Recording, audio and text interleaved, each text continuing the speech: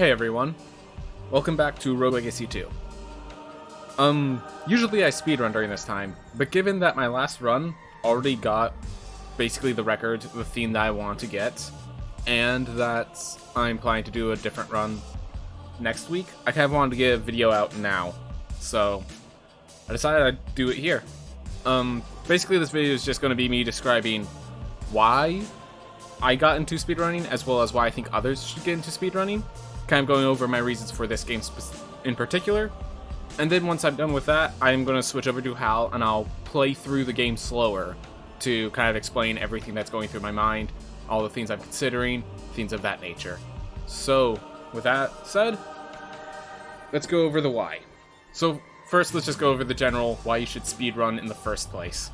By the way, someone just subscribed to me, but I didn't see a message pop up. Well, thank you, Save Often. Anyways, the first reason is just that speedrunning games is fun. Like, I did not realize how fun taking this game and just going as fast as physically possible would be. I thought it'd be stressful, I thought it'd be intensive. Turns out, like, it's only stressful if you're trying to go for a world record. You don't have to go for a world record in every game you run. Sometimes you just want to go, sometimes it's just fun to go fast. And that's enough. That's a lot of fun. My first runs, when they were just like 2 hours, 3 hours long, those were really enjoyable experiences. And, like, they're still enjoyable experiences now. It's just, if you take the burden of, like, oh, I want to be the very best, if you just take that off and let yourself play the game, speedrunning is perhaps one of the most fun ways to play a game. Which is the second thing, if you love a game, it's a great way to get more out of the game. Like, there's a lot of games that people love, that people enjoy, but they're just, you can't play them for 300 hours. You can't play them for 500 hours. It's not Civilization. It's not something like that where you... Basically, there are some games that wish they were longer, but they can't be longer. But if you're playing it over and over again, if you're perfecting your play, if you're doing all of this, speedrunning is a way to make a game that you didn't want to end, basically not end. It's a great way to do that. And on that note, it also allows you to see a side of the game you may have not seen. Even with Rogue Legacy 2, I found that I would usually play slower, more later game builds where all the time I'd spend my money on increasing money later.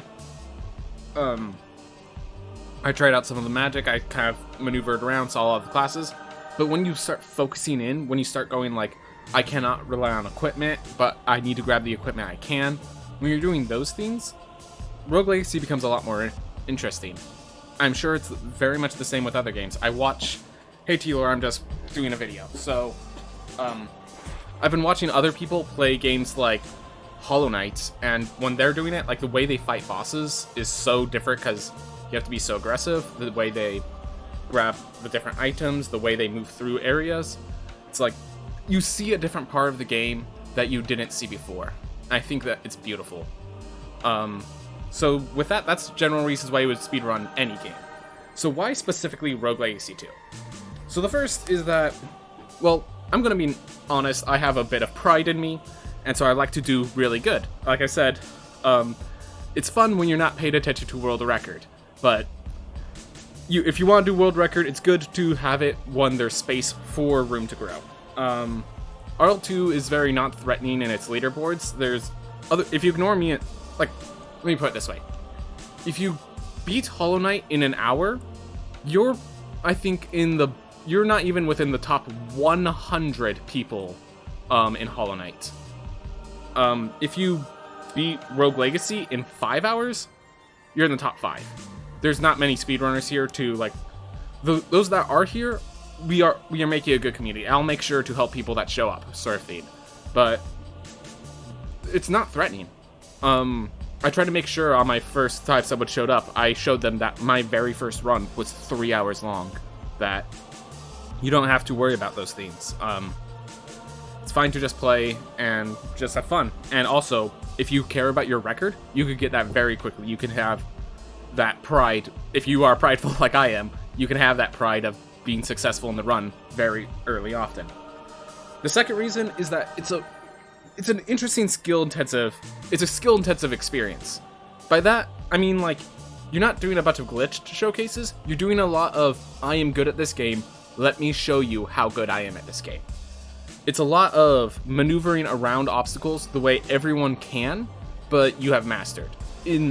By showing that skill, by doing that stuff, you feel successful. You can see your progress from when you first are moving around and you sometimes get hit by an enemy and you just have to keep moving on, to when you bounce off their head, maneuver around, and you can feel your progress effectively. That I'm sure other games have that as well. I just know that Rogue Legacy 2, I definitely felt it the entire time through. Another theme is that because it is still an updating process, because it's updating every 1 or 2 months, you're going to have a whole new experience each time. So let's say you've been running this for a while and started to get bland, the route, all that stuff is starting to get bland, you want to get a new style. Well, in 1 or 2 months, you're going to get just a completely new game. It's going to be updated, it's going to have all these additional stuff. Suddenly the route will change, suddenly all your strategies will improve. It will become a more interesting run around the time you might have started to lose interest. I think that's spectacular. It also means that once you have mastered it, you don't have to... I don't know where I was going with that, my apologies. But yeah, it's a very...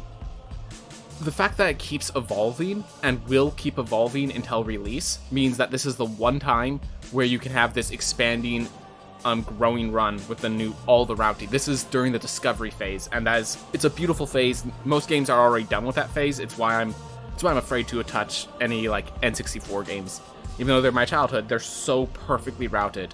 It's terrifying to approach, at least to me. But yeah, as to the routing, that's another thing. There's a bunch of routing in this game that can still be done. Up to the last few runs, people were experimenting with routes. I even stated in that last run, there was a person who's not even a runner who just showed up at the Discord and suggested an idea, and that idea ended up being what I ended up using to get my personal best, to get the current world record. So there is still, even if you're scared of running, the routing, the thinking about the game really helps you in improving. It helps improve everyone. Like, the fact that routing helps everyone is also a fantastic theme. It has all of that stuff. So then, another reason I would suggest doing this is, like, it has what I would consider the perfect level of randomness. A lot of people do not like too much randomness because, obviously, the Minecraft, there's the whole theme with...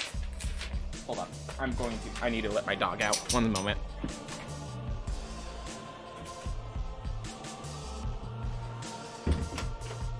So, with randomness, you don't want to have a bunch of, like, 4.9% chances that you have to trust into to get anywhere in the run.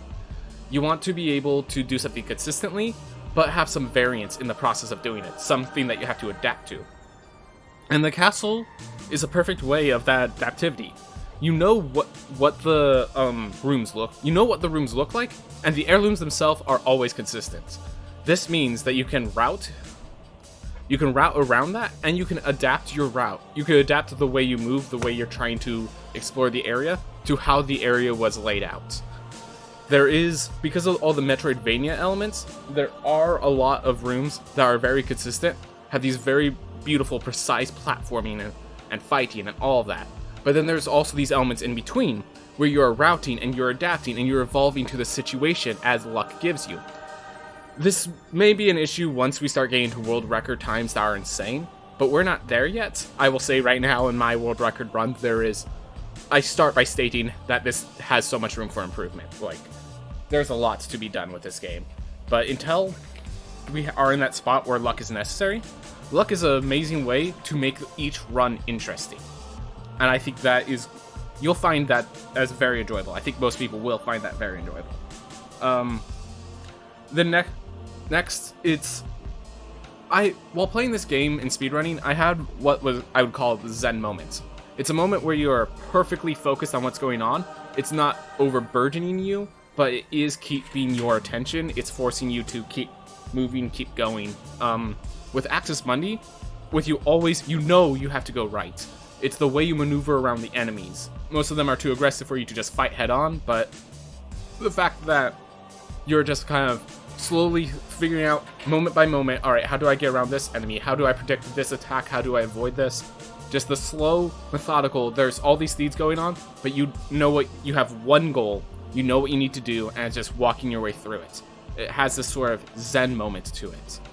And I really enjoy it. Maybe you won't find your zen moment, but if you find a game that you can, if you find your speedrunning game where you get your zen moment, I don't see you leaving that game.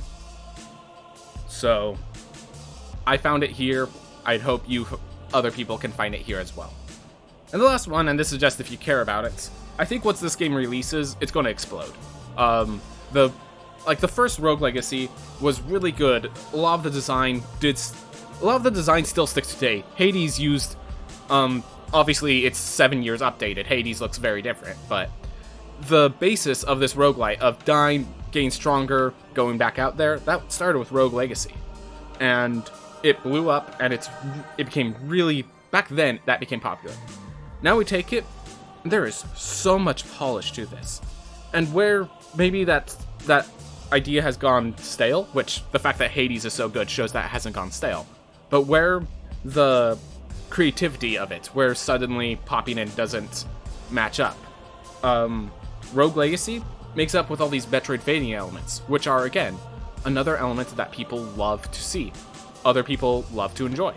So I do not expect this game to do anything less than explode and be a major success upon release. And if that happens, if you're a creator like I am, hey, it's going to be really nice on that day, because I think a lot of people are going to be checking, hey, what is this game like? I haven't been able to see it. And then see some of the best people at the game playing the game. I think that will be very awesome. But, of course, some people don't even care about that. Either way, it's still cool. By the way, Vorgoz, thank you for showing up. With that, I think I've gone through all the why you would want to run this game. Obviously, there's certainly more reasons to run this game, but I think I've gone over a strong enough list. So now, we'll get to the how. So, what I'm going to do is I'm going to run through this game, except I'm not going to worry about a timer. I'm going to stop and explain my strategies to a minor degree. I'm not going to go into detail of every single thought that's going through my head. But I'm going to go through explaining some of the thoughts going through, some things that I'm doing, and just making sure people have an idea of, if they start running, what they need to do. Well, first, actually, let's go to settings and just explain. Enable dual button dash. Do that now. You'll feel good about it. Like, you'll be glad you got used to dual button dash now instead of later. I think everyone does dual button dash. These some people disagree on. I think some people still have hit slowdown off. And most people use gamepads. I'm actually the exception using the keyboard. You just make sure your game settings are ones that are comfortable for you. And I do not see you not using dual button dash. Maybe someone pulls it off. Not me. Not anyone I've seen that speedruns this. Anyways, that's really for settings. Find what's comfortable for you. And then, you play. So now we go into the game. Right here, it's just...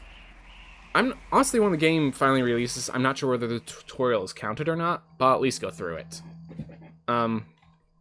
Tutorial is really just a calm experience to move forward. It's very comforting. While you're doing it, generally you're collecting gold, because while damage doesn't carry over, the gold does carry over. So gathering any gold along the way is good. You'll need to get 50 mana by the end, so you could get that from attacking these guys, or if you're lucky, from getting a potion. But getting a potion is all about luck. With this guy, I usually just take the damage, so now I got the 50 mana because I hit him twice, but I didn't have to hit him the third time, so I just walked on through. Definitely, this is just you getting used to the spin kicks. This is a very valuable thing to get used to, all these kicks. Usually I don't go back for the gold, and the meat is useless here, because once we take damage, you'll find that we don't actually take damage in the tutorial. That being said, if I ever see a money bag, I always stop for money bags. Because you're routing, let's just be honest, routing as if you'll never die is a good way to set yourself up to fail.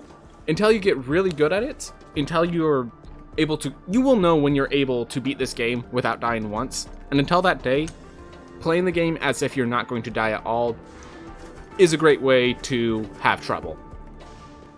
So I would say collect gold along your way, and obviously gold bags are the best way to get gold. So I actually find that better than the mana potions. If you have a second mana potion, I usually fireball right here, and it will destroy this thing. Otherwise, you just use the ceiling here, hop, and go in. Reddy said actually this majority of feedback pointed to the single button deaths being better, and while I can see how the simplicity of having one less button to worry can be better casually, is literally just worse overall to have less control over your character just because of a single input.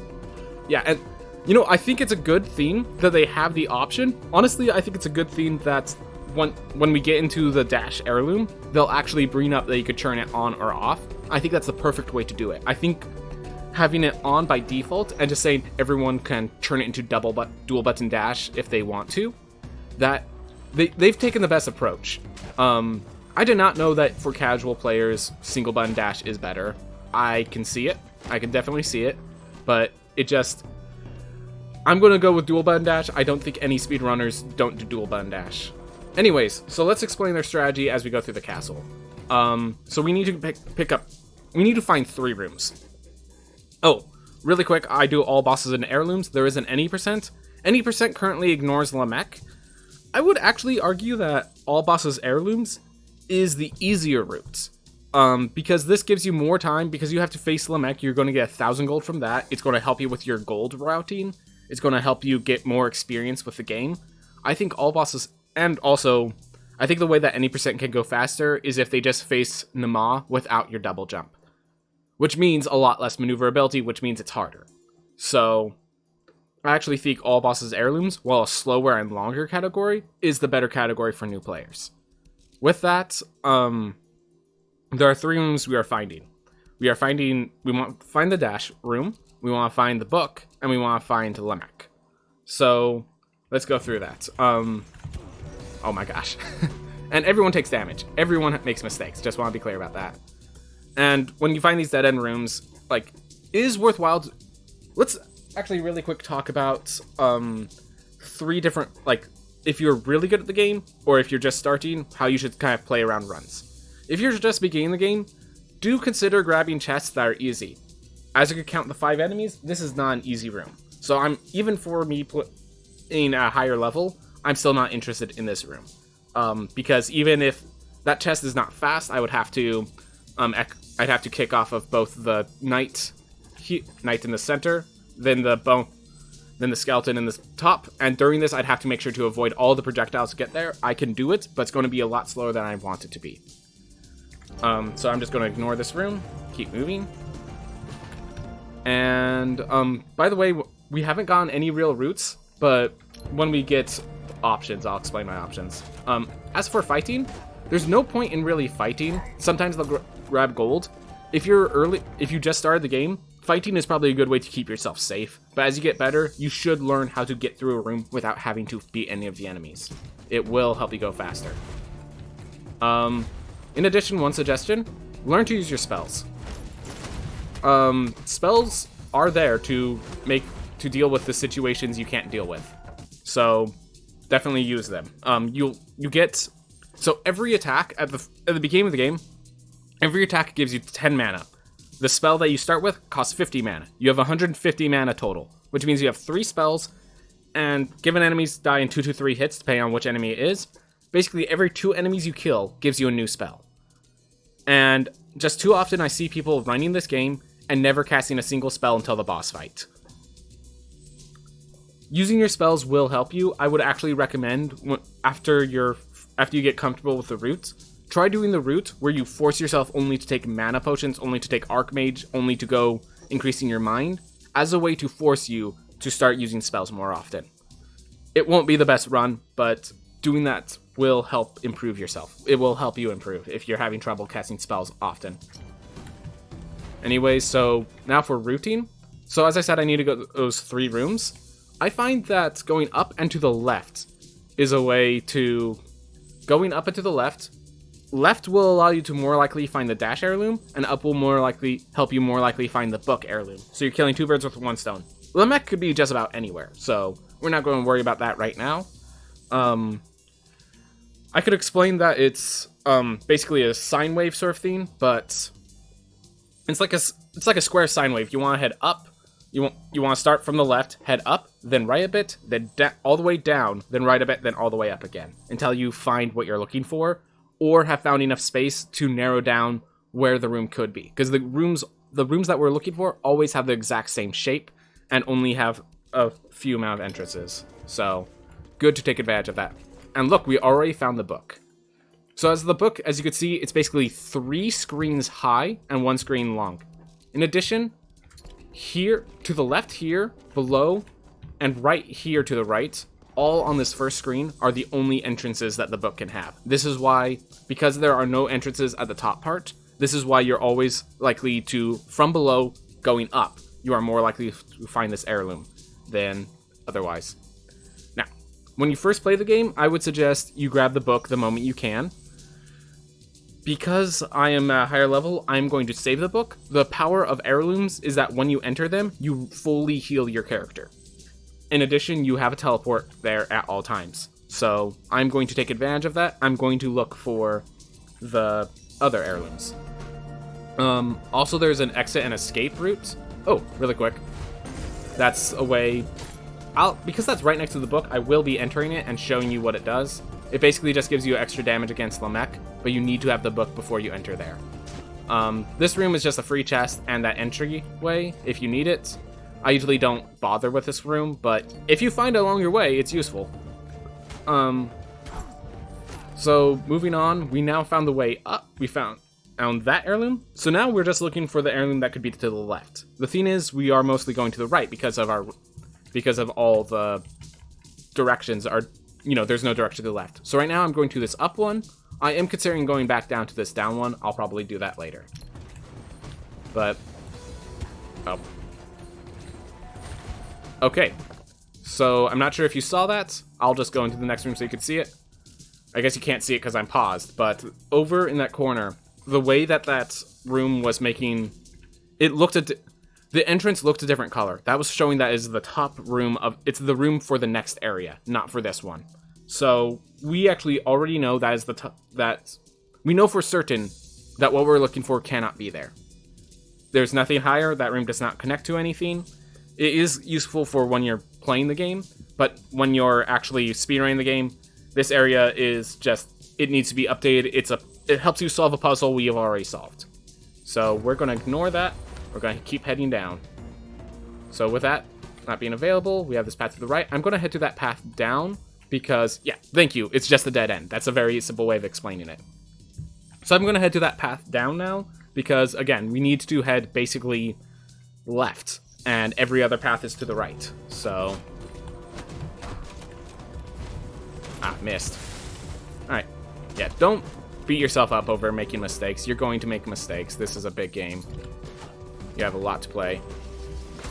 I'm not going to go through every single enemy. I'll go through how to beat bosses, but the general enemy, you'll learn how to face them as you play the game. And anyways, right now, all our directions are to the right, so we just have to kind of go right. That's in a really bad position, by the way. So I'm just trying to figure out how to route that. So now we have a direction to the left, so we're just going to take it, hopefully find what we're looking for. And you'll notice that, that fireball was probably completely unnecessary. I spent it anyways, just to keep myself safe, just to keep it simple for me. Don't be worried about spending fireballs when... It's better to spend fireballs when you don't need it, than not spending fireballs when you do. There will never be a time where it is impossible to enter a theme without a fireball, except for in those secret rooms, but it's very easy to get back to 50 mana, compared to the 150 you start with, and... If you're dying at 150 mana, the issue is somewhat your fault. I'm just going to say that out loud. Alright, so we found Lamech. As you can see, this room is 3 screens wide, and other than the center screen, it could have an entrance anywhere. So up here, to the left, below, and below to the right, and above over here. So there are too many areas that Lamech could be entered from for me to really route for it. Basically, you just kind of go around and you hope you run into it along the way. You usually will. But anyways, we have this way left, so we're going to keep going to try to find the heirloom. And yeah, obviously you don't have to clear out the rooms. Some rooms aren't worth the time. Oh, and as you keep finding more rooms, so every time you find a room, the next room that is added to your map is considered of a higher level. And once they get to a certain level, you're no longer two-shotting enemies. Suddenly you're three-shotting. Suddenly they're dealing more damage.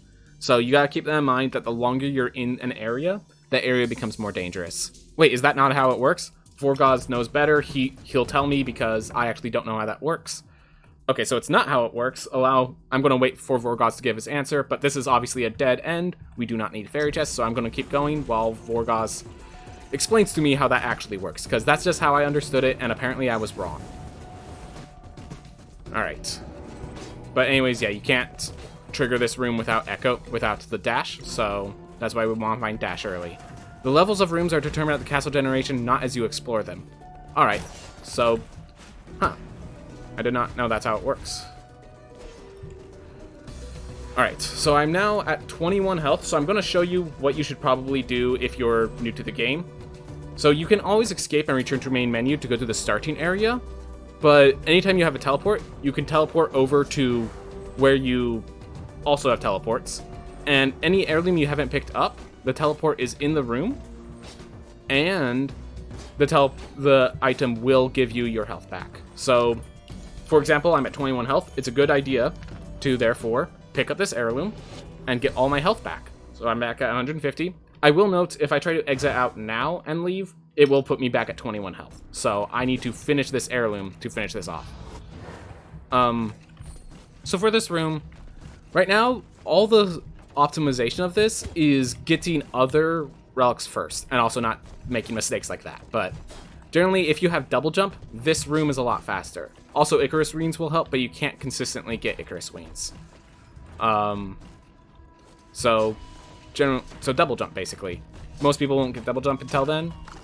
Here, don't be afraid to stop here to get your food and recover. It is faster to do that. And then this room, I find that if you have Echo Kick and Dash, this room is a lot faster. Dash, obviously, because you can just dash faster, go through here. But Echo Kick means that, like, for here, you don't have to run. You could just kick off that and keep moving. So, basically, this room is very much, you just want to get it later because it allows you to go faster the later you get it. But you can do it as the first one, it's fine. Here, you just fireball one, take care of the other side. Avoid the projectiles. This guy always takes 2 hits, so you just kill him in 2 hits.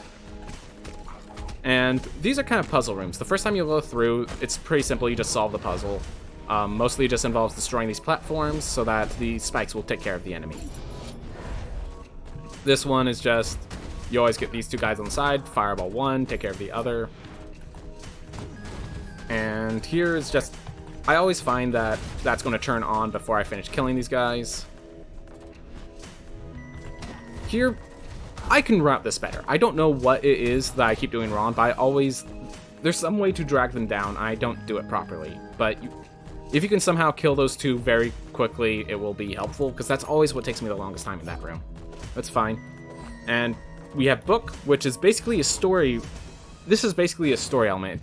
This is how we solve puzzles in this game. This book gives us information. And it also, once we get here, so this is the room I was talking about. Definitely, if you are new to speedrunning, it is worthwhile to enter these rooms every single time. When you get further, this area specifically might be a little hard, but there's this thing right here. And what happens is, Lamech there, you get a 15% damage bonus against him by just reading that story, beats. So, entering this area, that 15% damage will be very valuable for you. So, good idea to get that. Unfortunately, we still cannot enter Lamech because we are still looking for Dash, which it looks like we have to keep going right. So, a bit unfortunate, but we just basically head the quickest paths to the right as we can. And here's Icarus Wings. So, when doing relics, generally damage relics are the better relics. I also like Icarus Wings a lot, especially for Axis Mundi, as it allows a lot more maneuverability. I I'm going to pick those up after I beat Lamech, because I find when he uses the spear attack, having your full jump is more important than having 3 jumps. So once I beat Lamech, Icarus Wings becomes a lot more powerful, and War Drums relies on us finding other relics. I'm not certain we're going to find other relics yet. Anyways, I think since all the paths are going to the right, the way I'm going to find the Dash Heirloom is instead I'm going to find the way to Axis Mundi, and then once I found that route, having that teleport will be useful. And once I find my way to Axis Mundi, I'll then come back to find the Dash Heirloom with more of the area explored for a better idea of where I should look. And Axis Mundi is, of course, all the way at the far end of the castle. So we're just going to the far end now. Alright. Those guys have a weird theme where they'll fall off thin platforms, and you can sequence break the Echo Boots in Icarus Wings, so that would be relevant in any percent. That being said, without the Echo Boots, can you break the lanterns in Nama? At least right now, Nama needs, like, I don't think, maybe if you had a Barbarian or something, you could damage boost through the lanterns, but I think those lanterns will just kill you because the only way to break them is with Echo Kick. They're going to remove the Chef's ability, they're going to remove the... At the very least, I don't see how you sequence... So Echo Boots, yes, you can sequence break those, and you could also ignore the book for a long time, but the book is how you shut off nightmares, and the Echo Kick is how you destroy resonant projectiles, both of which are very valuable when facing the Maw.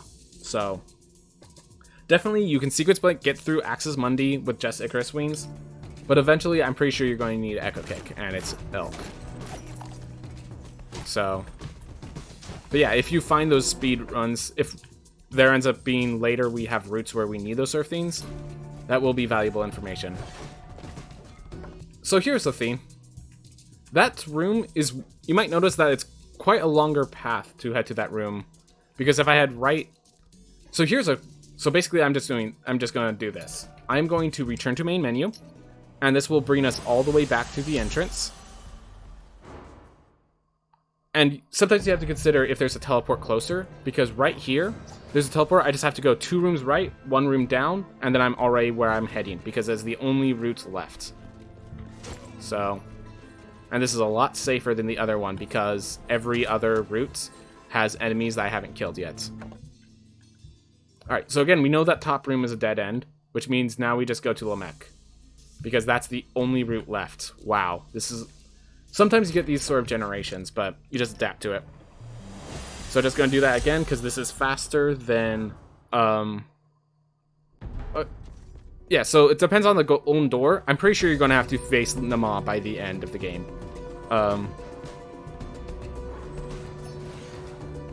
Anyways, so... yeah, the ability to teleport through these rooms is very valuable. Do take advantage of that. Will make a lot of rooms easier. And just, basically it's a lot of adapting to your situation. So, just takes time. Boop. Alright. So, that treasure chest actually might have been valuable if you needed it. Oh, by the way, here's Axis Mundi. So this white light is the Axis Mundi, always to your right. And that purple one is the Cistern, I believe is what it's called. But... yeah, those are the lights that tell you that you're entering a new area. We don't need to enter a new area, we just want this Dash Heirloom. And usually I go to the right to Axis Mundi to enter that area and discover its teleport. But since we already have the teleport here, I'm not going to waste my time with that. Here, you just kind of go through this area. I will note right here, so there's this spike trap. So if you want to go faster, there's this place right between these. So if you see these panes in the background, right in between them, here's one of the things. So dash, usually when you're in the air, you have to wait till you hit the ground for it to recover. But if there's enough ground in front of you, it will recover automatically. Right in between these paintings, you always have enough ground to get another dash, and it always has enough reach to get between those spikes. So if you just, from the center, go dash, dash, you'll make it. So that's one quick speed trick there. From here, you just kind of fight. You make sure to use your spells properly. Anyways, here, you just kind of move around, the enemies can help end up in many different places, but generally the most important thing to know is that it takes 2 hits to kill one, so just making sure you always kill them. Then you just, dash right here. As you move through this room, I'm not really worried about this room. I'm more considering the next room that's about to come up. So here, dash immediately, dash again, kill this guy. So then here, before he always takes 2 hits, I'm waiting to kill him because I need to make sure I am ready. Once I kill this guy, I need to dash all the way back to the left where I started because the enemy is going to appear, and it's a lot safer if I'm on the other side of the enemy. So, gotta make sure I'm on this side, and it just makes it a lot easier than bouncing around there. Here you can dash immediately, you have enough room to reset your dash. But yeah, other than that, you're just kind of like moving through the area. It tells you about the 2-game dash. So here we used to always use this teleport, but then we just realized it's faster if you just jump over here and hit here.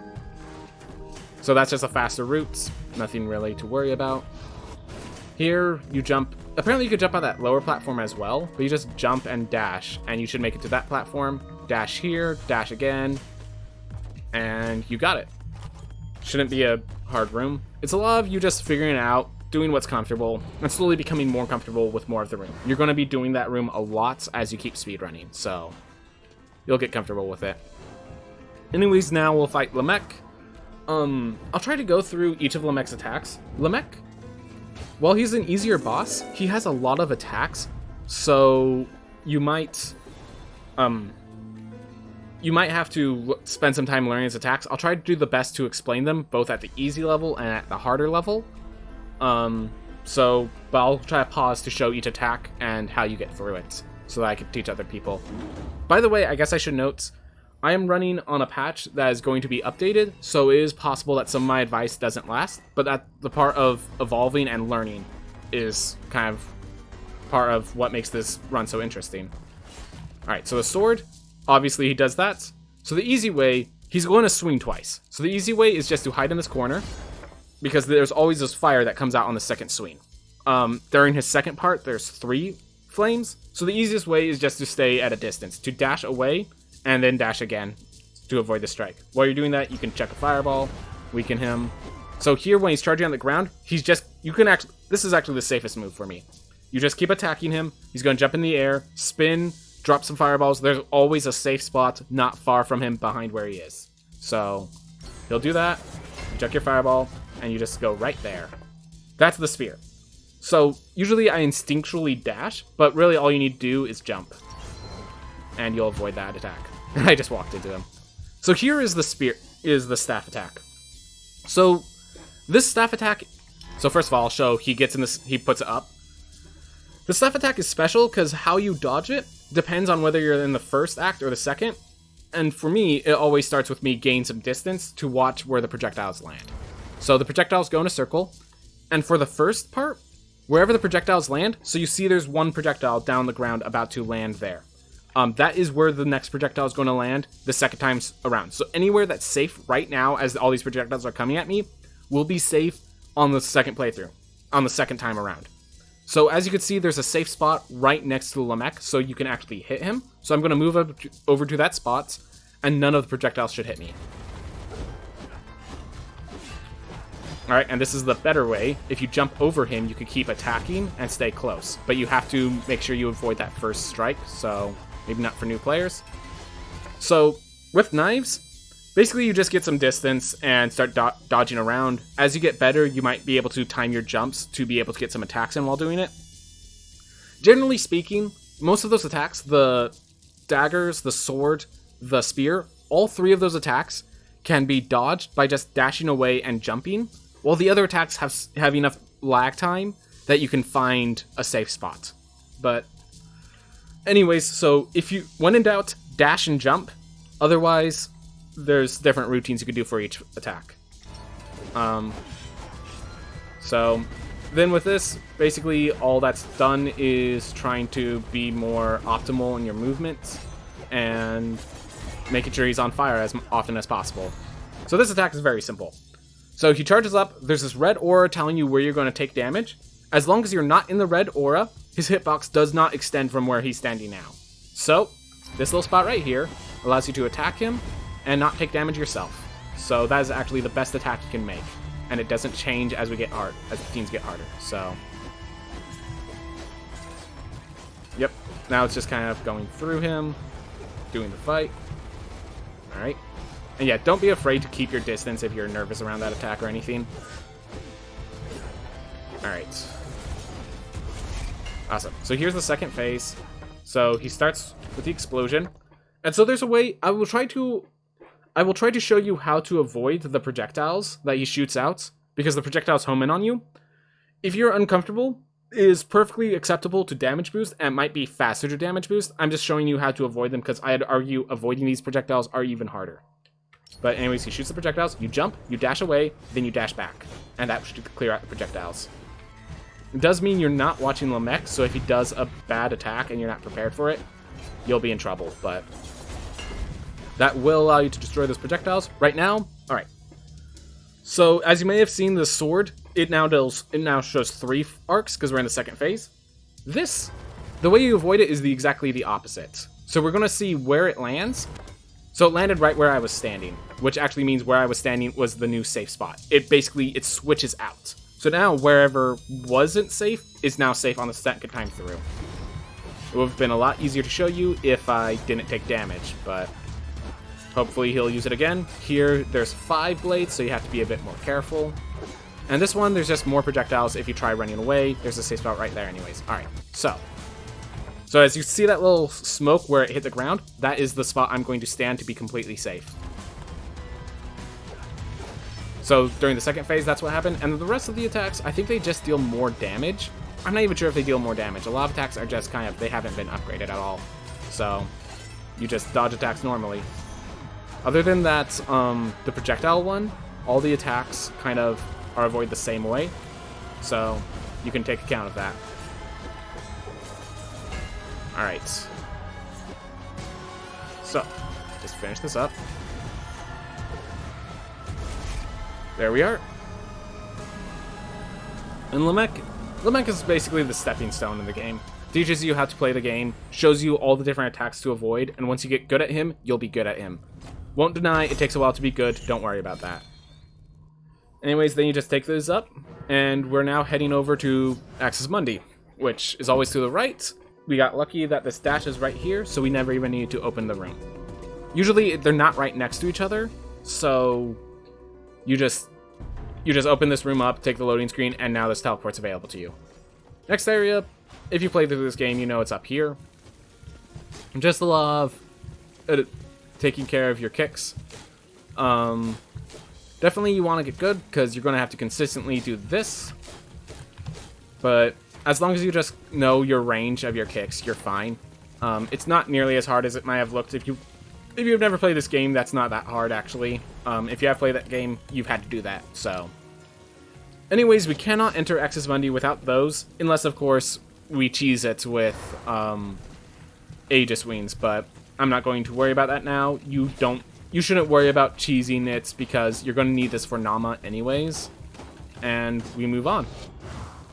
Basically, so this room, it's just a lot of optimizing how often you need to touch the ground and how often you keep dashing. So here, I dash near the bottom of the lanterns, so when I bounce up, I have enough space to dash and kick again.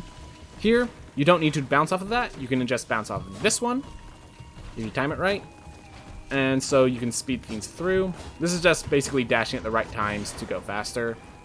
Here, just showing you that works. So here, I'm pretty sure it's actually might be a faster route. If you just don't do anything, enemies should summon. Alright, I guess they don't summon. You have to go through for them to summon. But yeah, I missed, but usually if you can throw a fireball, you can do really well at clearing those out quickly. So here I'll show you how I do it. I then dash over here. Just kind of makes it faster, but generally speaking, you can go through that. You can go through this area casually. This heirloom is more about teaching you how to use Echo Kick than actually being a challenge room like the others. So this one you can go through basically casually, and then you just go through casually faster, is the best way to describe it. This room shouldn't, if that room's giving you issue, you have problems. Sorry, I don't know how else to. You can have issues, you can take damage, but That place itself shouldn't be too much of a hassle. So one strategy is, like, if you don't want to go... So with this run, Axis Mundi, you just keep going right. That's all it is. You just keep going right, and you can stop for treasure chests along the way. The reason you want to stop for treasure chests is... Once you get to the end of Axis Mundi, you'll want to buy the teleport at Kirkwell Plateau. That will cost you 2,500 gold. You'll only get 1,500 from being the boss. So I usually say that you want to split and gain 1,000 gold through by the time you're done with Axis Mundi. Otherwise, you just kind of keep going, and you can actually do that to get up here. So if there's a route, if there's a building up here, you can use that.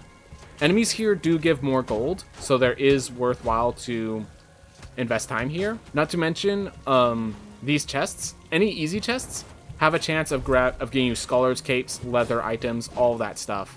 So it is worthwhile to take care of those.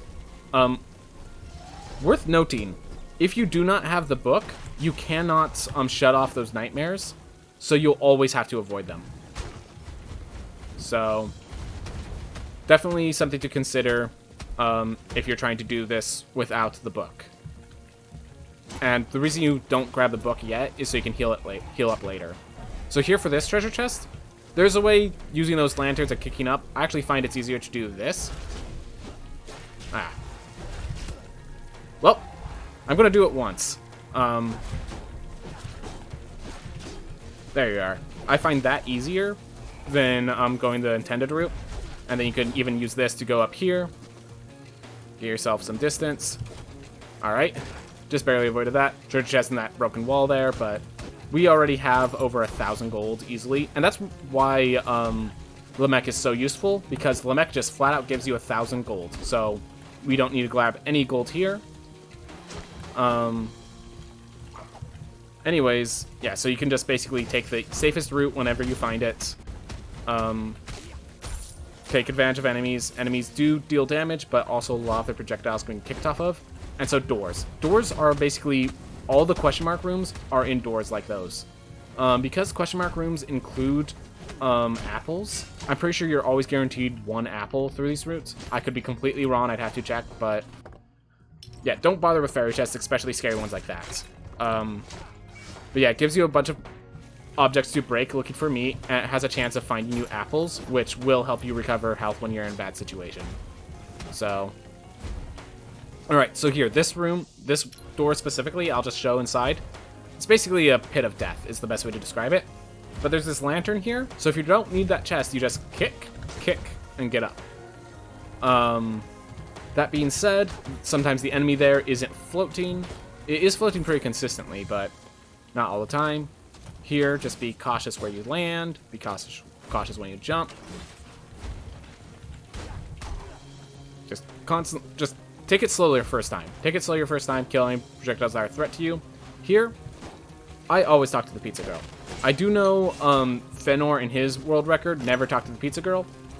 This pizza girl is too valuable, in my mind. So, at 12 health, with over 2,000 gold, there is an argument to be made that I should go up here, talk to the pizza girl, and basically unlock this teleport. This teleport costs 2,000 gold, and I'll make sure I always start in the center of Axis Mundi. From my time, I think I've decided that it is better not to buy this teleport and invest that 2,000 gold and gain strong enough to go through Axis Mundi without concerns. I am unsure about that. Do not be afraid to take this teleport, especially in your first few runs. I am going to assume, I am under the assumption that that does not help you. Maybe that changes.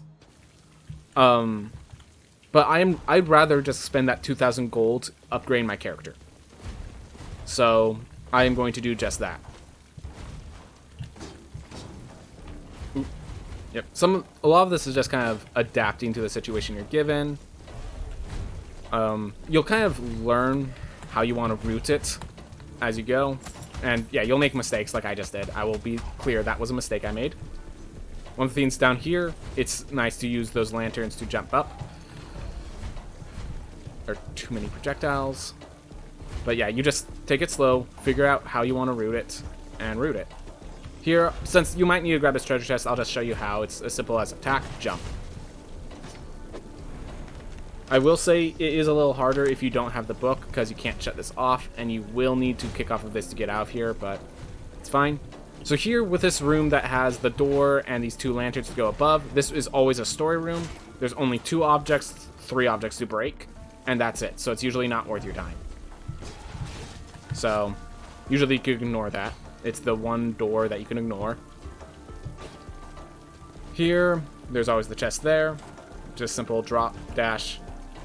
Also, these guys, you can attack them, and with the knight and the barbarian, you can hit them while standing on top of them where it's perfectly safe. If there's something bigger, you can actually dash into the wall there, and as long as you hold right, you'll land on the ground and stay safe. So you can, if you just need to delay your fall, you can. Just want to let people know. And sometimes you aren't paying attention and you get punished like that. Everyone does that, including me, just in case you were ever curious. So now, let's talk about the routine of the castle. Also, really quick, just check if there's anything valuable. So, Flame Barrier is basically one of the best spells for fighting bosses, but it's really hard to use outside of boss fights, where Searing Shot is a way to deal great damage without having to invest too much in mana. Yeah, these are... Generally, each spell has its strength. Flame Barrier is known for its boss fighting, and that's what we're going to need next. You're going to need a lot for these runs. Ib Muscle Fibers is also good. It's just a higher jump, especially with this area that we're about to go through. So, obviously, you have to buy this. You ignore this one. You ignore... I should note, the castle is going to change a lot as we keep going. So, don't take... Everything that I'm talking about is only working for how I go through now. It might change a lot by the next patch alone. So then next you're forced to buy Ranger.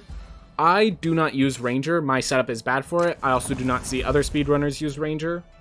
I'm sure it's useful. It's a very much you find your position and you kill the enemies from there. We're not really worried about killing enemies other than bosses, and the bosses we just want to deal as much damage as possible. We don't really worry about being too close. That's fine. So then I actually go over here. While we don't get much from Enchantress cores, we unlock the Living Totem. The Living Totem will give us mastery levels. If you're new to the game, the importance of mastery levels is it means when you fight enemies, which you're inevitably going to fight enemies because you're new to the game and you need to make it safe to go through rooms, your knight will keep giving you max weight upgrades. If that changes, then suddenly this becomes more in question. Is entirely possible that this gets removed from the routing right now, but if you have 475 gold, these are the 4 items I would suggest purchasing. I have a lot more than that. So next we buy a foundation. It's kind of good to root out how much each of them cost, how much each of the upgrades cost, and stuff like that. Also which upgrades you have, because you only start with a leather helm, and so the Scholar Helm. So yeah, Leather Helm only costs 200. Leather Sword costs 250, with a Warden Sword costing 900. I only worry about the Scholar Cape, which costs 500. This, the Leather Armor costs 300. Stuff like that. It's good to know how much each thing costs. At least to the best of your ability. So we're going to buy the best helm we can. Use what money we have. This is important because with mastery levels, they care about how much you've upgraded the castle, not how much equipment you've grabbed. So grabbing more equipment will not make it harder to level up, but will make it you stronger. So then, of course, health upgrade, and then you can kind of choose which route you do. I usually grab the mage just as a way to start upgrading my mana. Valkyrie as a way to upgrade my... So because we just bought mastery levels, I don't want to do barbarian. Barbarian's mastery level upgrades are vitality, where the knight and the Valkyrie mastery level upgrades are equip weight. So I'm going to focus on equip weight right now. But I'm going to just buy this so I can start buying strength based. As for the classes, Duelist is worth considering. Duelist, their ability to just roll through projectiles, roll through any threat, very valuable. Do not underestimate the value of just, I'm in a dangerous spot. Get out, and then so in case you didn't know, every time you are invincible and then you end the invincible, you're uncontrolled and invincible, such as going through pipes and stuff. If you end with inside a projectile or a damage-dealing source, you have about half a second to get out without taking damage. So the invincibility frames on the Duelist are actually longer than you'd expect because of that. Barbarian also, the damage output of the Barbarian Because you're wondering, Knight deals damage equal to twice your strength. Barbarian deals damage equal to 4 times your strength. And then he has the spin to win, which is something else. Yeah, definitely second boss, Duelist. I would suggest Duelist for the second boss. Actually, I'll play a Duelist just to show you why he's gone the second boss. If I'm doing that, I'm just going to make sure I don't make mistakes, so we're going to get ourselves a lot of health. But yeah, this spin right here, very useful, and recovers every few seconds. Oh, by the way, if you're dashing and spin and roll while you're in the dash, the roll just pauses. It doesn't go further than the dash. You have to wait for the dash to end to roll, or else it will cut all your momentum.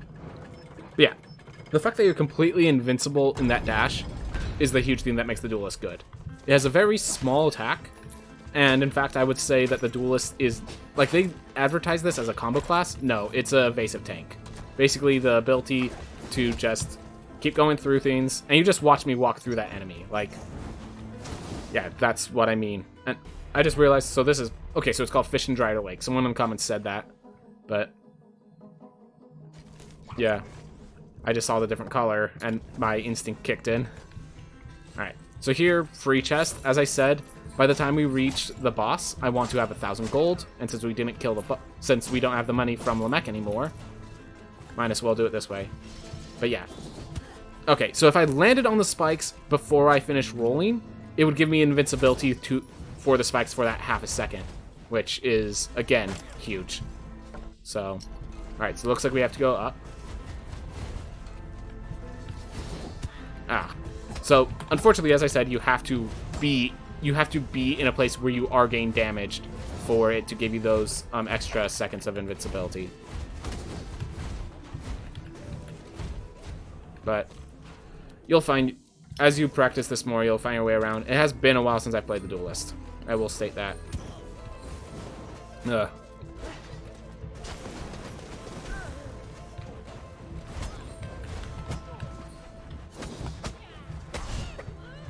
Unfortunately, the mastery levels for the Duelist also aren't too valuable. I would say the Duelist and the Chef have the least necessary mastery levels, and the Valkyrie and the Knight are the reason you even consider it. Alright. Well, it seems like I've been reckless, and I'm getting punished for it, but we did find our way at least here. Unfortunately, I will not be able to show you how to use the Duelist on the second boss. Unless I get very lucky with meat drops and all that. Meat, by the way, recovers by your amount of mind, which is why it's worthwhile to increase your mind. Till then. Also, of course, damage of spells. A spell like this is devastating to the boss, so all worth considering things. Oh, by the way, if I'm ever in one of those nightmare areas, they do not consider the roll as an attack. Unfortunately, there I stayed inside the enemy too long and I took the damage. Again, I'm just making mistakes, it's fine. So muscle weakness. So I actually like the plus 15% gold when trying to get through here when I need the extra gold. So let's just increase our arsenal and go with the regular knight. This is basically the starting class, except he has muscle weakness. And a lot more health. So, anyways, the reason I like the 15% gold is if you beat a boss with a trait that gives you 15% gold, obviously that's a lot more gold, but also, suddenly instead of having to gain 1,000, not only do we gain the 1,000 faster, but we actually need to gain, 225 less gold? Like, that's great. So, definitely enjoy the extra gold increase. So, if you have a trait that you can manage, like, it's worthwhile. I remember one of my old runs, I got Ostenogesis Imperfectica, and just very well leveraged the 150% gold increase for later on, so definitely good stuff. Alright. This is an easy chest, so I thought I'd grab it, and we found a Scholar Cape. Awesome, because one of the things I'm noting is that I don't have as much equipment as I want. We only have the Scholar helmets, And my final set, I don't even want the Scholar. The only Scholar item I want is the Scholar Cape, because it gives me good mana, and the rest is used to... basically, I want Leather Unity to increase my equip weight so I could just equip everything else without having to worry about it. It is possible to get other unities, but not likely. I'm going to check up here, see if there's anything worth getting. I'm going to just get the Body Buffet. It's going to be safer to do so right now. And we're going to go back to the entrance, because it seems that there was a route over there. Okay, I didn't realize there was a route downwards the entire time. That was just me not reading my map properly.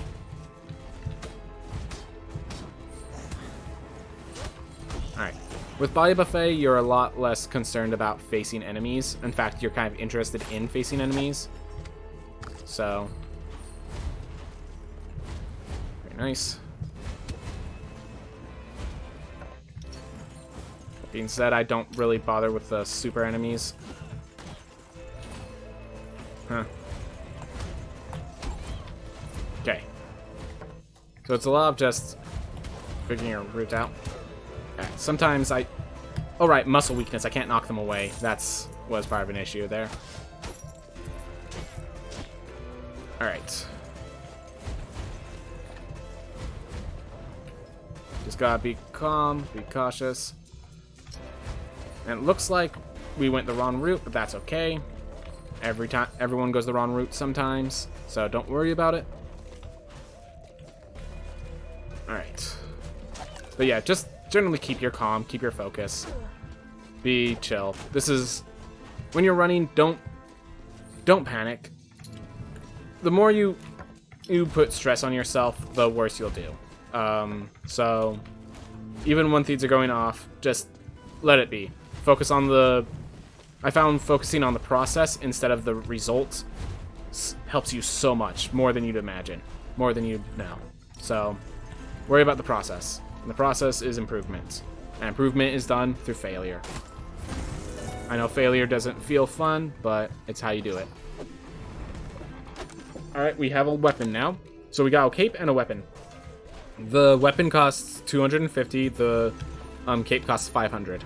The cape, so generally if I find the mage's cape, the scholar cape, I'm not worried about going to the mind side, because that's +5 mind is usually more than enough to get me through the game, to get me as much damage as I need for enemies, for burn damage, all of that. That being said, I do of course want to be able to purchase it, so getting this additional gold is very useful in that endeavor.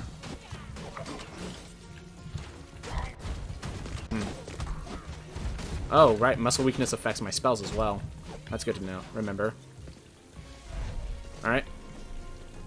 So, just generally take the easy chests, the ones that aren't hard to root in, and just usually keep your calm. Here, like, I've had to do Access Money so much, it's kind of become a bit of a flow state, almost to the point of, well, of course I make mistakes still. Everyone makes mistakes, but...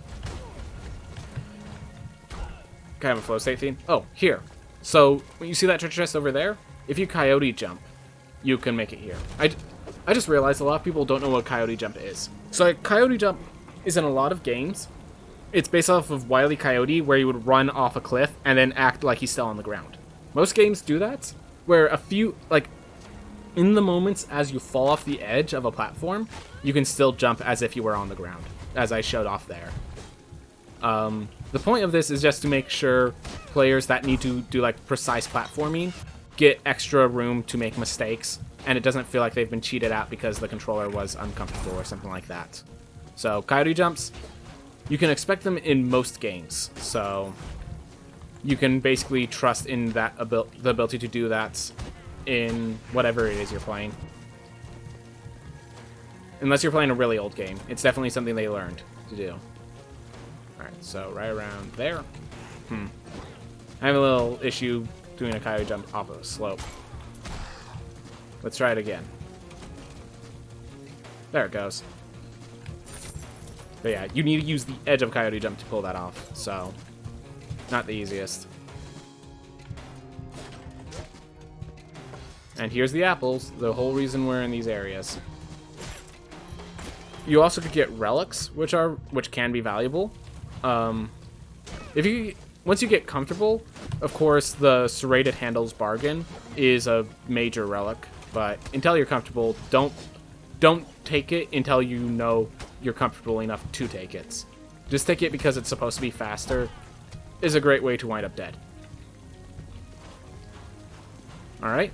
Well, we're here. We have our 1,000 gold that we wanted, and we actually, again, we have the plus 15%. We're actually done collecting gold. Any gold that we collect is because we want to increase, we want to be able to buy the leather weapon and such. Muscle weakness, the thing that I like about it is you know exactly what those penalties are doing. Like, it's not like doing something that surprises you, but because you build up, you just set up, like, your instinctual movements, it ends up affecting that and changing how you play, therefore. Ooh.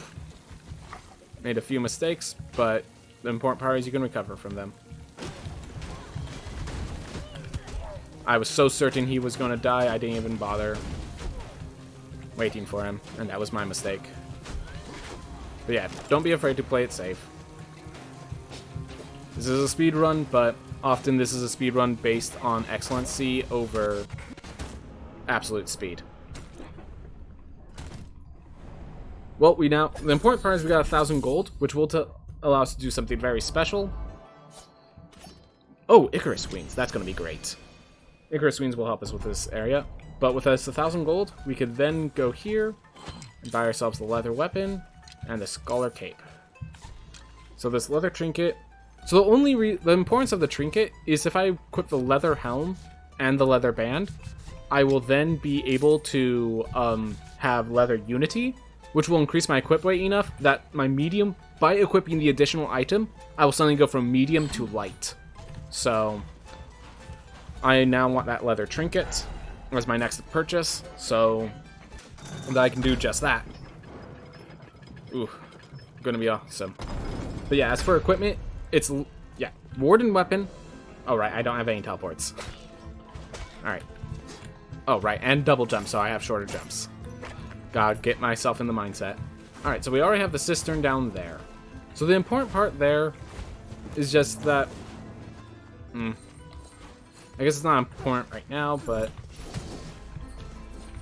Alright, I'm just gonna focus on my run. But yeah, the ability to just roll through enemies, while it doesn't deal much damage, it's a great assistant. It's a great way to start learning to keep enemies alive and just go on ahead. And that's what you're going to need to know as you go on.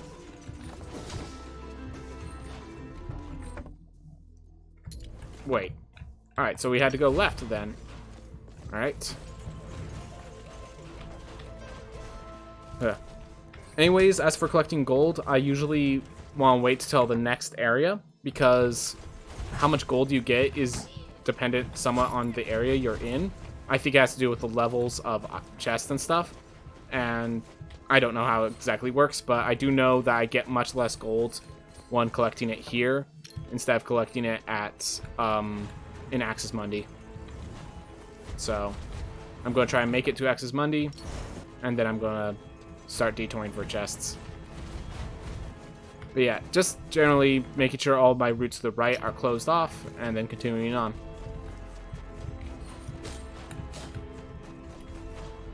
Alright.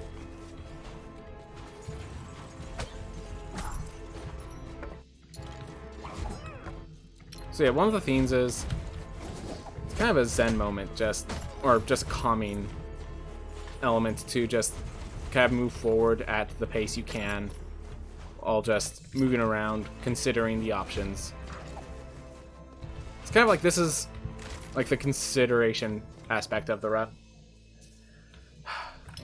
That being said, sometimes luck gets the best of you, and it takes a while to get yourself out of the area. Nothing you can really do about that, except adapt, not beat yourself up over something that you had no idea of knowing. Might have been worth getting that Farron's reward, the one that gains you health when you open chests, because I'm going to need 900 gold, so I'm going to be opening a lot of chests.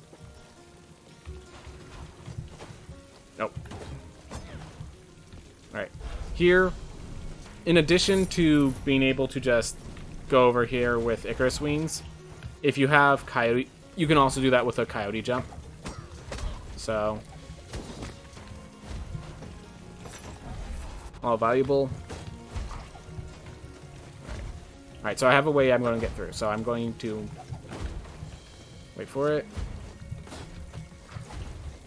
There you are. So if you have Icarus Wings, you can make it all the way up there using the Echo Kick from the cannon object. But yeah, now that we are high up, Icarus Wings is going to allow us to basically ignore most threats in this area. Of course, I need to grab gold, so that doesn't exactly help me in the long run, but definitely valuable at times. This is a nice little... I'm not going to bother with routing. Whew. Alright, so there's actually a room in here. You can always kick there to make sure you get in here. Alright, not an apple. And also, I didn't need an apple right now, but a relic would have been nice. Timing your dashes is something you just get used to as you go on.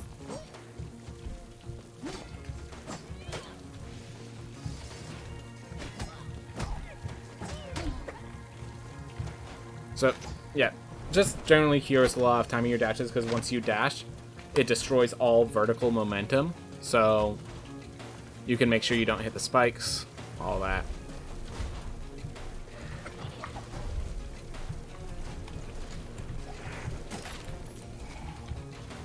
Alright, so yeah, it's just kind of the zen moment going through this area.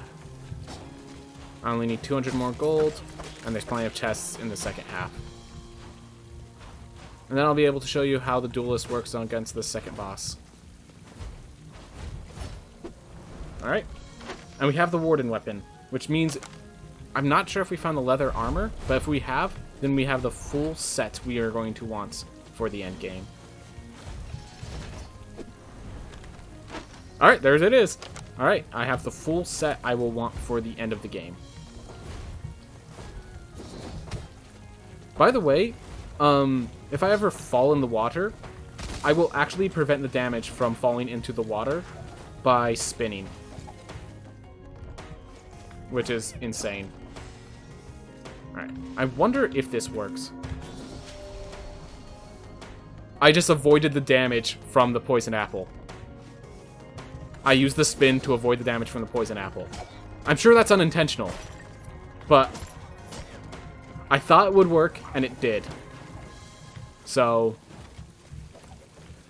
if someone can put that in patch notes, like put in bug reports, that'd be nice. I'm just gonna hold on to that for now, though.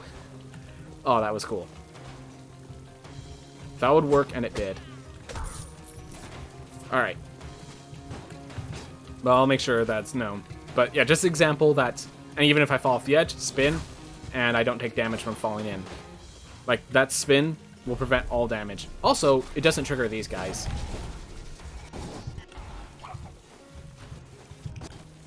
So, spin is absolute security. That should not work. No, it shouldn't. But it does, because spin.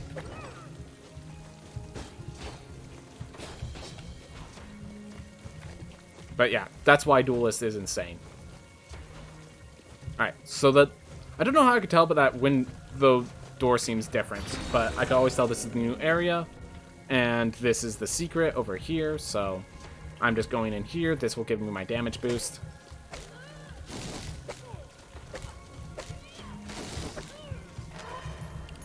There we are. Alright. So that, even though it says 15% damage versus Stygian Mass, it does do against the second boss here. Which makes me believe that the Stygian Mass is what this is supposed to be, but there was some coding errors. So, this boss. The first phase of this boss is very simple, it's just teaching you his moves. So he has that one where he shoots projectiles far away, this one where he jumps over you and then has projectiles on the ground. So these are all pretty safe, and then we have this one. So it's a big spinning bone of death. Note that this bone always spins clockwise. So if you're on the left side, it will always shoot over to your right. It will always, you'll have to jump over it. And if you're on the right side, it will always be, you can duck under it. This means that, like, there's this corner right here. Oh, hold up. But yeah, there's a corner of the foot right here where when you're facing one, that one cannot hit you. Which is why it's valuable to get it down to one. Alright. Because I was not inside of him, the bone still hurt me. So I am being a bit reckless, but generally you could roll through the boss whenever you're feeling like you're in danger, which is valuable.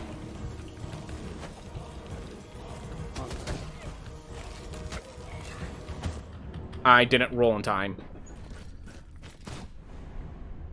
But worth noting, usually that rolling and stuff, if you're doing it properly, the duelist is very strong with that.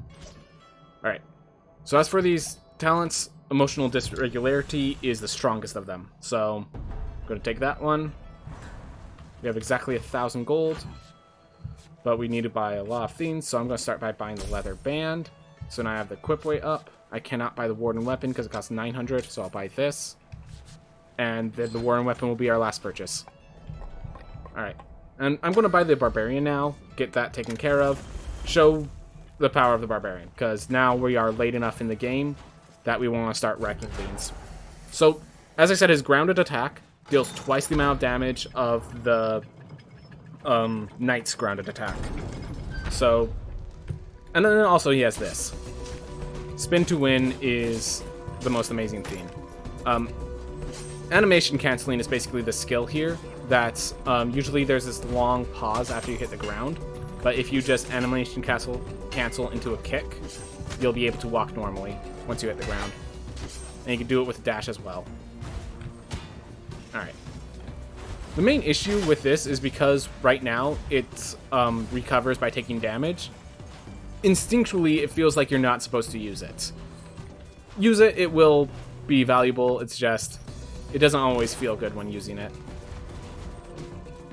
Alright, so that's the top, which means we have to go down to the right again. So here's the thing, because that's the top, we know that the direction up will not lead us to the right side. You never have to go above or below the other area.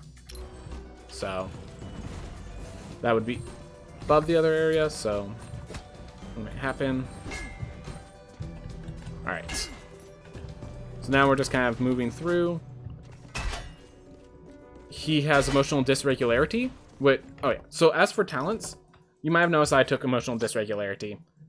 It doesn't just increase mana cost and damage. You'll notice it actually doubles my mind. And mind decides how much meat heals and things of that nature.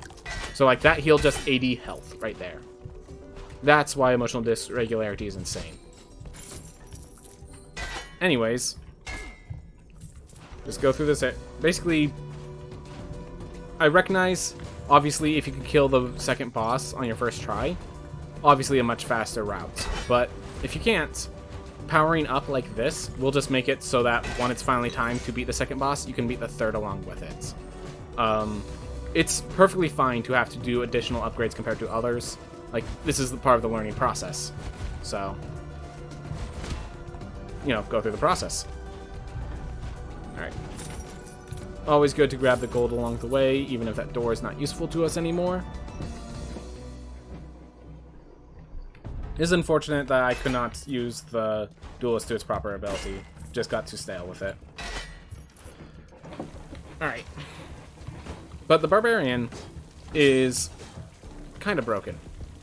Its damage output is too great, and it has too much health to go with it.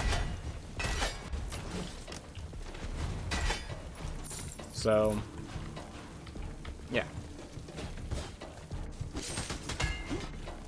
Oh yeah, doubling the mind means it doubles the damage of the burning and stuff like that.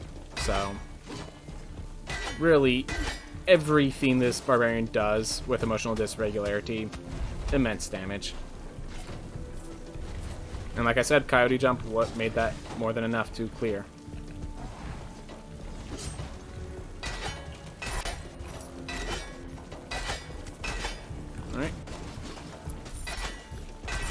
So down here, the way you get this chest, you just let yourself drop a little so that you have time to hit the ceiling. That's basically the trick. Don't dash at the very ceiling of it, or don't kick when you're at the very ceiling, because then you'll not have time.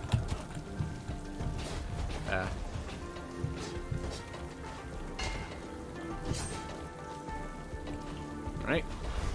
So then you just make your way through. Oh, I already have enough gold, I realized. I got that gold fast.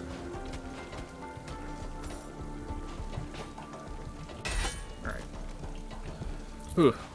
But yeah, this is not a speedrun that lasts. Some speedruns last only a few minutes. This one, as I said, my first time, it was 3 hours. So don't be afraid of taking your time, letting it go long. And unless you have an heirloom coming, it's always better to get the healing than take the damage. Because you can't guarantee you'll get the healing to recover from the damage you take there.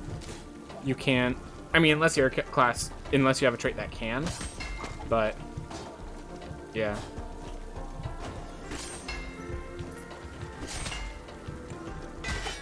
And yeah, like I said, you could just stand on these guys and hit them where it's safe. So, take care of that, and you just move on through. You can always go here if you want to look harder to find meats, but generally speaking, this is a waste of time. I just wanted to show it off. I know other people do it on their first times. And it's perfectly fine. It's not much time is lost or anything. Right there, like I said, floating enemy allows you to do that. Alright, so you can tell by the little echo theme there that the chest is over on this side. Alright, also you can attack inside of its red aura. It just cares about whether you are in the red aura for whether it hits back. Yeah, I was having trouble navigating that. Gonna just be honest. Definitely big enemies in small corridors isn't very easy to navigate. Alright, just want to make sure the projectile didn't come out from the ground, from the sky, I meant.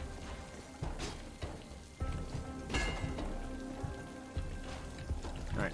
And you might have noticed I dashed into the wall to delay my fall, so I had time to see the ground below me, because I knew there were enemies there. I didn't know which ones. Probably better to look down, but I have auto drop enabled, which, while it helps me in other areas, penalizes me here. So, can't look down. Also, quick, easy chest. Alright. More than enough gold to buy the Warden weapon and most of my other equipment. I should be done upgrading my character, basically. Alright. So yeah.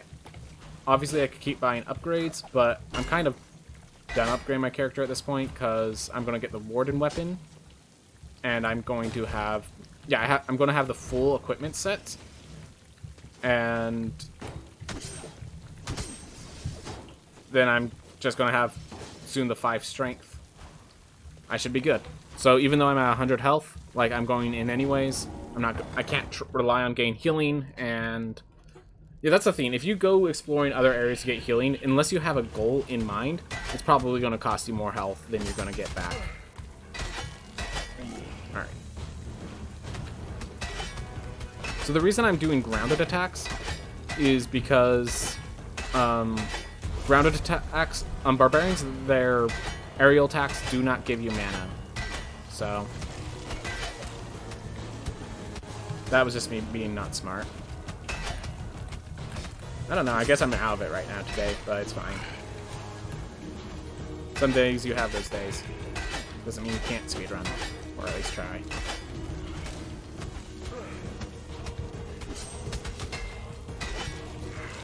So if you can control it, you want to kill one first, but can't always control it, and I really failed to use my shout, which was my own fault. Alright. Emotional dysregularity with a knight. Let's go for it. Emotional dysregularity is such a good trait. Alright. So, with this Warden weapon, There we are. We are now medium weight, and we have the full set of equipment we want for the end game. So now we just increase the things we want to increase. Max health, near max damage. I'm going to unlock the mage as a way just to get into the mana upgrades, since we're basically running out of upgrades to get. Also, if you do ever find a mage with like magma mass and fireball or something like that, that could be a very powerful mage. That mage, despite the slow damage output of the mage, would be worthwhile gathering and becoming. Alright. So there's the bottom. So we know we don't have to go down. Or at the very least, we don't have to go lower than that. But yeah, Axis Mundi will be your stopping point when you're new to the game.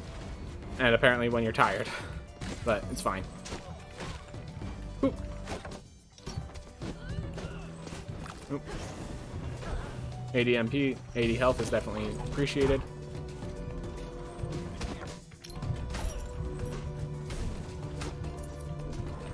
Right, no mana because I have the effect. Alright, apple. As I said, I can't trust that I'll gain that 67 health back. So, I'm not going to bother with that. 2 gold, we'll get that. Definitely one of the things that I miss from doing speedruns is not doing fairy chests. Oh, that was an easy chest. Oh, did I just not see them the first time? Huh. But yeah, as you saw, that silver chest gave me less gold than the regular chests in Axis Mundi. This is why I usually save my gold gathering till Axis Mundi. Alright, it is now faster for me to exit out and head back to the entrance. Because that's one of the strong things. If you go one direction, and there's another direction near the entrance that you haven't checked yet, you can always just exit out, and it will teleport you straight to the entrance. So, you don't have to worry about it.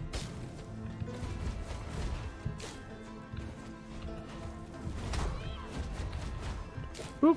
Boop. Boop. Ow. Wait, there's no path here either? Alright, I guess I have to go up, then. Huh. Unfortunate. Well, I do get to eat that apple now. Or at least it looks like I do.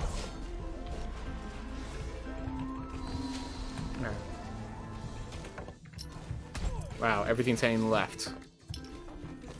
Yeah, sometimes you just get a longer room like this. It's fine. Or a longer castle. Anytime you're forced to go left, you have concerns.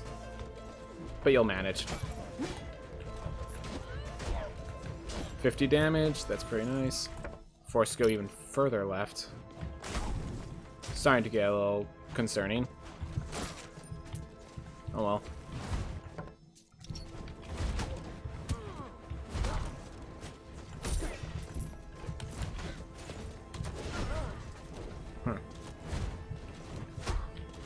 Whew. Anyways, if anyone has any questions, feel free to leave them in chat while I go through this.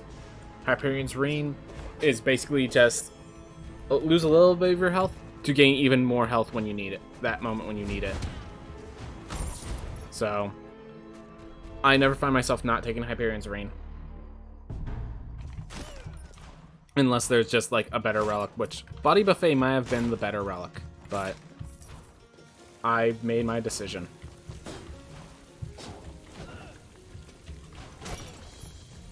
Oh, wow. And then I was in position to avoid it and reactively jumped, causing me to take the damage. But yeah, as you saw there, Magma Mass, if you can hit all on an enemy, deals immense amounts of damage. And guess what? The bosses are big enough to deal immense amount of damage. So here, again, you let yourself drop a bit and then you kick.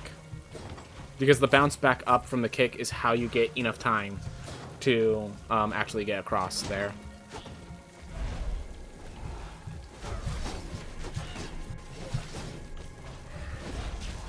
Alright.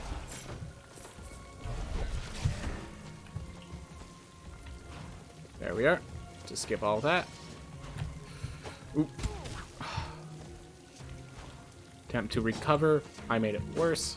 It's fine.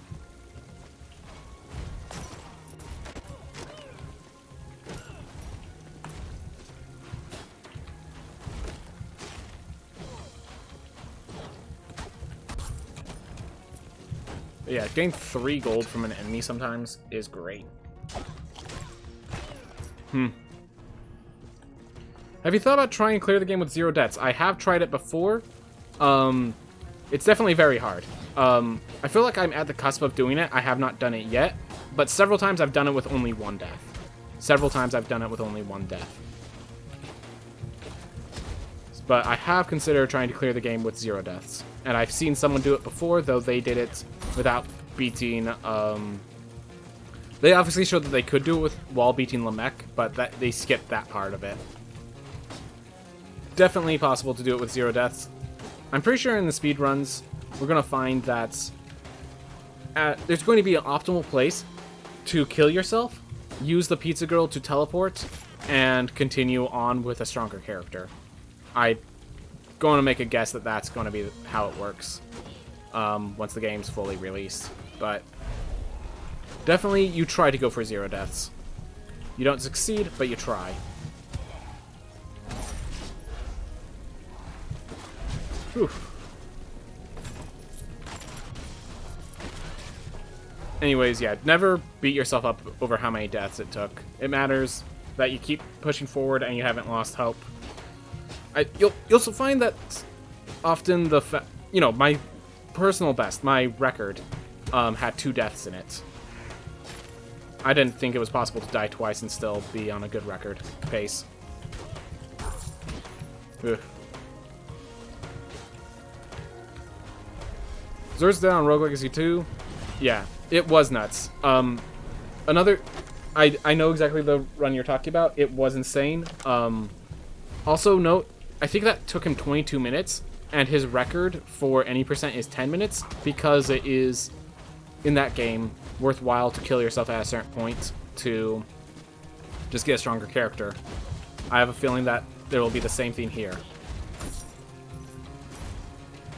Yeah, definitely the first boss can be cleared without any deaths. It's as you keep going that it becomes harder and harder. I feel like Ponce de Leon, for the first game, is a lot easier of a boss to face with no upgrades or anything, because you don't have the enemies spawning making it harder. But that doesn't make it easy. That doesn't mean that I've done it before, you know? Ooh. But yeah, Alexander is definitely really tough. Alright. Whew. So yeah. Oh, are we already there? I didn't even notice. Awesome. And we have just enough health to survive 2 hits. Perfect. Alright. But yeah, this boss right here, variants can kill you. It's a boss that can be unfriendly to you. And when it's unfriendly, you get hurt. But yeah, in case you're wondering, you can animation cancel your kick into another attack, which is why with this guy, it's faster to do it like that. Though it's not easy to do it like that, so don't feel forced to do so. So I try to get somewhere near the center of the screen when I'm fighting these guys. I find that that usually draws them into a place that's safe. Usually. No promises there. Alright. But yeah, you kind of want to make sure they're, at the very least, you want to make sure they're both on the screen.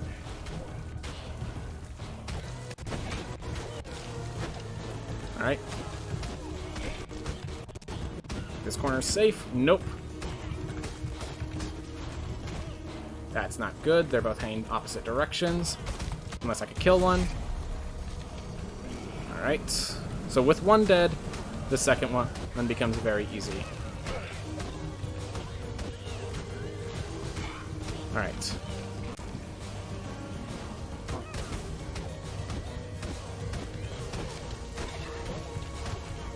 There we are. So yeah, you can get the dash and stuff without dying in this game, so it seems more possible. It definitely seems like... But also this game is supposed to be a lot longer than the first one, so there's going to be a lot more bosses to face along the way. So, while it's more possible, it is also... Yeah, definitely you're going to have a lot more upgrades. I do like that about this game. You can, without any deaths, get massive amounts of actually feel like a competent character in a way that you kind of expected to die in the first one. So you can get your dash and your double jump. Alright, so this is the one warp that I cannot justify not grabbing. It's so far away from the rest of the area. It's so far away from the main area. You know, you have to go through both the Axis Mundi and the castle itself to get here. So, yeah. I usually, as I was showing, routing my money there got me enough money to be strong enough, while also making sure I could buy that teleport when I needed to. Oh, the Stygian Mass bonus damage? It's supposed to be for Void Beast Barith, but... Yeah, it works for Void Beast Barith. It just, they didn't have, I seriously think that Void Beast Barith is supposed to be Stygian Mass, but they had that created, and the Stygian Mass wasn't working out or something like that, so they had to switch over for the skeletons.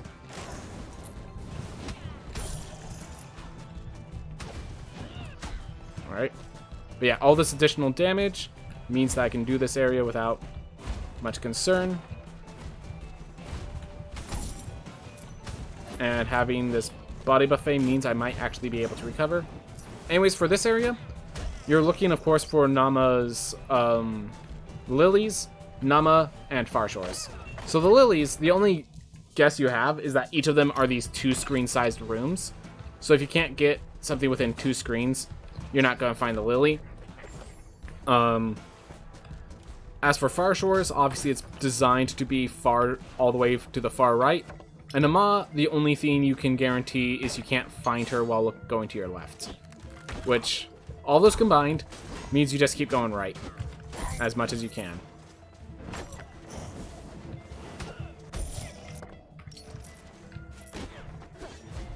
And yeah, wargs, they're going to make sure they aren't as messed up in the next patch, so everyone appreciates that. I think even the wargs appreciate that. Oof. But yeah, also this is a place where you get a lot of gold, so that's nice. Oh yeah, in case you didn't know, you could kick off of this water specifically. And hey, look, full health. So one of the things you can do is if you know you're about to die, you can exit out, you can press escape and return to main menu, and you will return outside of this heirloom with how much health and stuff you had. I'm not going to worry about that. I have Hyperion Ring, which won't recover if I break it, and I have, like, this character is low on health in a way that the next character wouldn't be, because it bought things that cost its max health.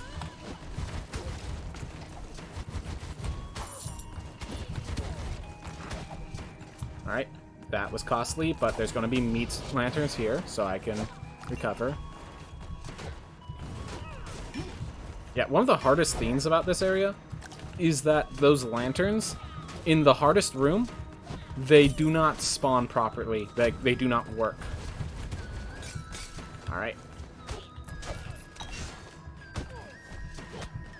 I'm just gonna... There we are. So these ones sometimes don't work, and when they don't work, you're in trouble. Wow, wait, what? I thought it was 120 health. It should be at 120 health at least. Yeah, I was at 120 health. How did those kill me? How did that kill me? Or okay, I guess that was the healing after I came out of that. Alright, get the meat. Yeah, so the thing is, with the knight specifically, and why I'm okay just letting myself die, the knight has this weird issue where against those spinning wheels, I think they're going to change it, but the knight gets knocked back, and the wheels do not. So you need a character that can deal with that. Ooh, Algesia is going to be a bad thing to have. but we'll manage. Alright. I do not bother with... Yeah. Definitely when you feel more safe, people will make more mistakes, but...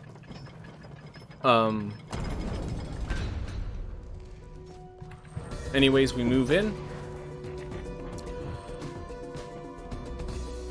But yeah, with every other character, they have some way of fighting those spear guys without being at so much of an issue. These guys, there's just no bounce. Like, I'll spear them and they'll just keep charging and nothing will happen. Same with Valkyrie. With Barbarian, you both bounce off of each other if you're using the grounded attack, and then nothing happens if you're using the non-grounded attack, the spin. So...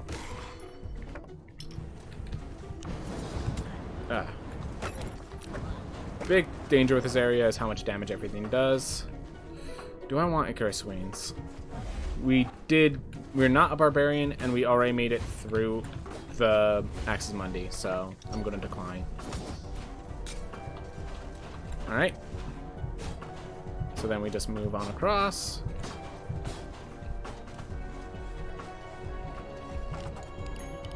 And this time I feel a bit more confident. We do have Algesia. I do have to keep in mind that I have Algesia, because Algesia is going to mess me up, and I know it.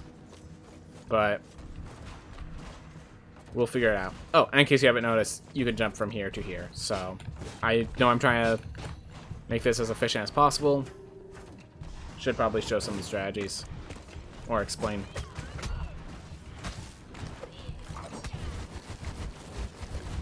This room is a little weird because you have to jump to hit enemies as the duelist, because of the way it's lined up. Yeah, nice to be able to spin through projectiles, definitely. Alright. Oh yeah, I can just throw that guy into the water, and the water will take care of him slowly but surely. I'll actually kill this guy over to the right before he's dead.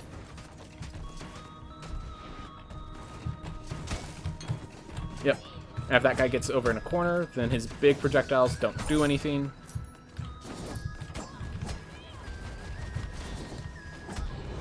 Here comes the scary room. Alright, but I can kill in 2 hits, which is great. And that knocks people around and deals the damage. So that was basically a really good room, especially with Algesia. Algesia, a lot of times Algesia feels like Ostenogesis Imperfectica, where you die in 1 hit, except you don't get as much gold. It's not that bad, but sometimes you'll get messed up by it. Alright. Well, now that we have double jump, all we have left is to find Nama. So, given these areas, and given how many routes there are there, it is actually faster and saves you the process of taking damage from falling in the water to skip here and then just teleport back to a safe spot. And yes, all those teleports are still available. And also, before you go face Nama, good idea to grab the damage boost, so I always teleport here and grab this damage boost. In case you're wondering, like, how do you know about these damage boosts? If you play the game, there are puzzles in the game that you can solve, and solving the puzzles give you those damage boosts, which is honestly really fun. Oh, here, specifically the duelist can do that. Other classes, the double jump is not enough, but since the spin kind of acts as an additional dash, the duelist can do this. Alright, so we need to find 1 more of those rooms, and Nama. But yeah, I'm no longer worried about gold, since we already have basically every upgrade we want. We literally have switched over to get excess upgrades.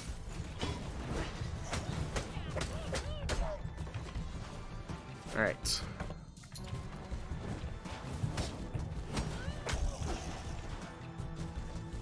Alright. So yeah, now it's just kind of searching around, trying to be optimal, and now we have our 2 lilies, which means all we have to do is find them all. Which, generally you just, if you find yourself in these big rooms, you just pop your head in 1,000 places right out where She isn't, so you can figure out where she might be. Isn't there.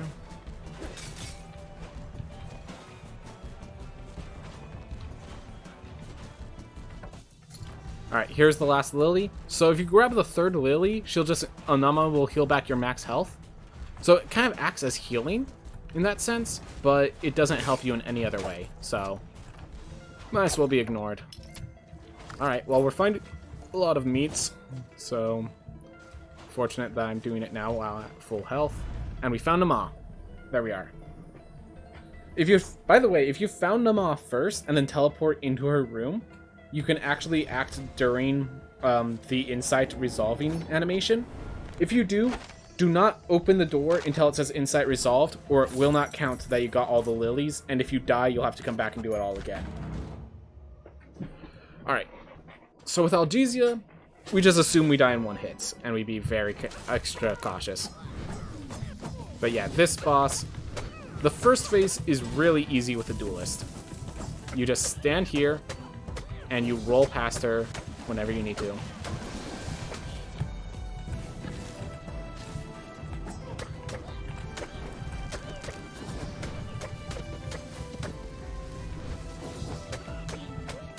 Ah. Oh, right, it's easy. I couldn't animation cancel through that. Well, just me making stupid mistakes. Everyone does them.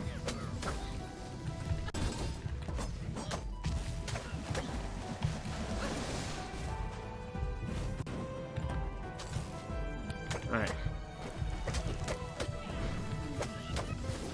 Oh. Yeah, so the duelist is the only one who can really fight like this. Like, there is value in keeping Nama low to the ground, but only the duelist can just, like, bounce between the two sides very quickly like that. And there's no real reason to try to jump to get to that. Oh my gosh. I thought that was coming at me and instinctively kicked. Alright. Whatever, we got Namad's door opened. That's important. Alright, do I want Ambrosia and Farron's Reward? Well, I actually have not played a Valkyrie. Alright, let's just play a Valkyrie, show why they're strong. While we're at it, let's increase our mana once. I might as well buy this. Bank account really does nothing for a speedrun. When you're first playing the game or when you're trying to 100% everything, like all the castle and stuff, bank account is a good way to make sure all your gold is used. In a speedrun, like, I'm already at the point where gold doesn't matter anymore. It's just about actually finishing the job. So, it's fine. So yeah, I will state that what I'm about to do with the Valkyrie, the power that the Valkyrie has on this boss is planning to get patched out. I'm going to just state that right now, because this little thing right here can eat up all of Nama's attacks. I'm pretty sure, like, every last one, except for the one where she charges into you. And that one has more than enough animation time for you to figure out what's going on. So, Valkyrie, right now in this patch, is easy mode to learn Nama. Which, also, it's, if you get it, it's great. Oh, by the way, all the lilies get replaced with random heirlooms, so definitely valuable. Like this. Oh my god. That Coleus Shell against bosses is insane, because Nama deals 82 points of damage. So it's such an increase in survivability. It's not even... like, it's massive. Alright, so we only have that way left, and this way going down.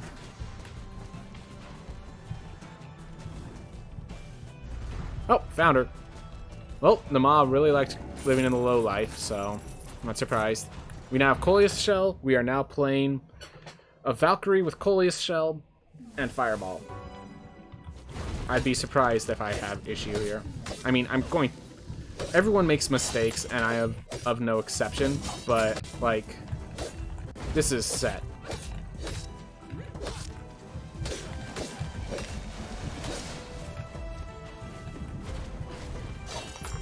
By the way, no matter how high your how heavy your armor is, Valkyrie's spin always gives you back 10 mana points per projectile destroyed, so bit insane that way. So I could be wearing heavy armor and still have good mana recovery with that. Oh my gosh. Alright, well, everyone makes mistakes. The question is, can you recover from them?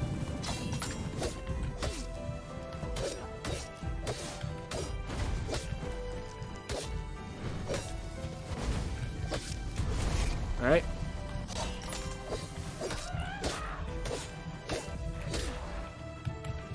Oh, in case you didn't know, during those animations when they're switching to their next phase, I think all damage is divided by 10, so it's not really worth ramming all your damage into them or like casting spells and stuff. That being said, you still regain full mana for hitting them, so it's worthwhile to keep hitting them. Just not worthwhile to spend spells and all that.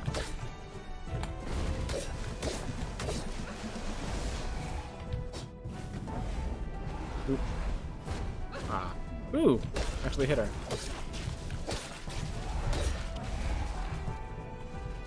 On. There we are.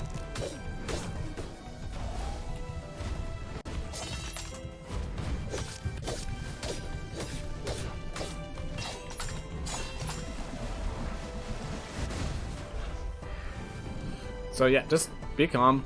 Nama is a long fight. Let the fight happen. Also, by the way, if you can do it, if you're like afraid you're gonna get hit by Nama's projectiles, but you find you can get hit by one of the Nightmare's projectiles, the Nightmares will deal much less damage. So that is worthwhile. Consider. Alright, and here, the main issue here, Nama, if any gold falls into the spikes, you have to pick up the gold to leave the room, and that might mean falling on the spikes. So, hopefully, when you beat Nama, you have more life than the spikes deal damage. Anyways, as you saw here, while explaining things, I think I started failing to explain things properly as we got later on, but with sorry, my stomach. Anyways, hopefully I've shown you how to run this game, how it works, how it plays, and I will tell you it's a lot of fun. And like, don't be afraid. Like, I just lost 7 lives, still did a pretty decent run. I stopped to explain things. It's still sub 1 hour. Or okay, it's not sub 1 hour. My apologies, but it's close to 1 hour, which is a really good run for people that are new at the game. So, yeah, don't be afraid of running this game. I think it's a lot of fun, at the very least. I encourage people to give it a shot if they've enjoyed this game. Yeah, I'd love to see more runners. Anyways, Anyways, I'm gonna go... next week, I'm hoping to try to run the original. And so this might be... my last run may be the last run I have until the next patch. Of course, once the new patch comes in, I'm going to just watch the intro video, and then I'm going to do a blind speedrun, see how well I do.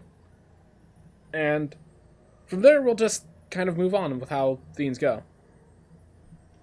Anyways, I hope everyone enjoyed watching. I hope if you have the desire to run this game, you don't let anything stop you. This is a lot of fun. I encourage people to do so. Anyways, for free, have a wonderful day.